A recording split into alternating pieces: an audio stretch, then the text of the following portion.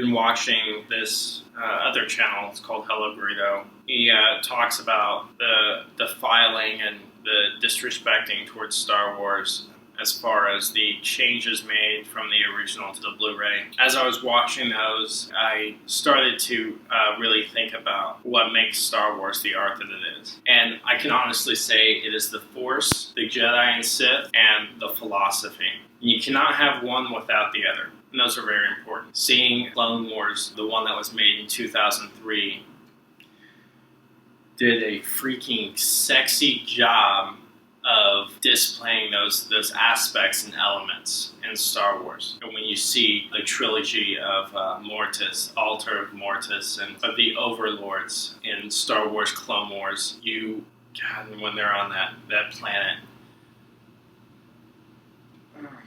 man, I swear those episodes, they were freaking gorgeous. I enjoyed seeing the father, the daughter, and the son, and like the freaking the planet, and just the way everything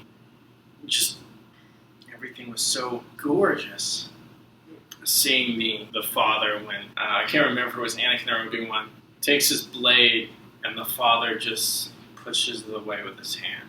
God, that was sexy. Seeing aspects like that, and I mean those shows and those episodes, they obviously showed those aspects of Star Wars in a great way. It was not defiled or disrespected in any way whatsoever. And we're going from all that and all these other books, and now we have Star Wars Episode 7, which is coming out, which is not a problem. I'm not complaining about it. The only thing I will complain about is that we are telling Disney, yes, you are the one who chooses what's canon and what's not. And I gotta say for myself, those books and everything, those will be canon, not this movie here, because I will not accept this disrespect on the fans and the people who spent their time and money writing these books whatsoever. It's a complete and utter disgrace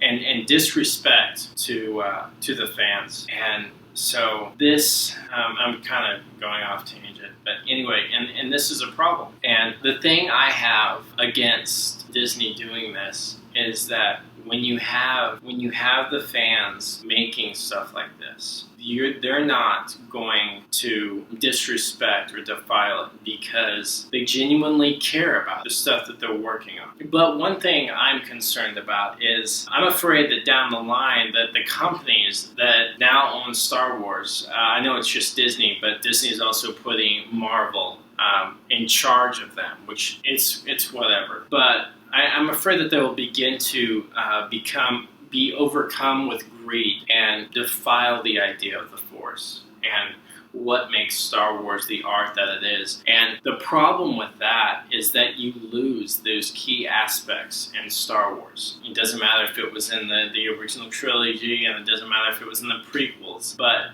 the key aspects cannot be lost. And I'm going beyond just the Force, the Jedi and Sith, and the philosophy. There's something in there that I couldn't quite understand what it was, but there was something in there that just it makes Star Wars what it is. And I can't exactly explain it, but it's something that cannot be lost. The other thing I have a problem with is them dragging on Star Wars. We've already had all 6 movies. Do we need a 7th one? No, we don't. Doesn't matter how many times we've asked for it. We don't need a 7th movie. Now, they are also offering other films, such as we have Rogue One. We have Yoda, which is completely awesome. And then they're supposed to be making another book. Rogue One's supposed to be between 4 and 5. I'm sorry, not books. Those are movies. Great. Anything to keep the ones that we have now, like, just more information. And that's great. I'm being absolutely serious. But a Star Wars 7, no. Do we need Disney to tell us what is canon and what is not? No, we don't. I'm so pissed that they did that. It's just it's a slap in the face is what it is. I understand why they may have done it, because they didn't want to have to look through all the material in order to get something, to be able to start somewhere. And that's just kind of like laziness or whatever. I think it would have been great for them to get a hold of the authors in case there was some problems or continuity errors. In fact, there has been a few of them, because when you have authors who are two different people writing about what happened after, let's see, the Jedi Returns, you're going to have some continuity errors, especially if they're not keeping in communication with what's going on. And so, this is the problem I'm having. But just this video was about the key aspects of Star Wars. And I went off on a tangent, but I'm also trying to get back to like the root of it and what makes it the art that it is, which was like what I said before, the Force, the Jedi and Sith, and the philosophy.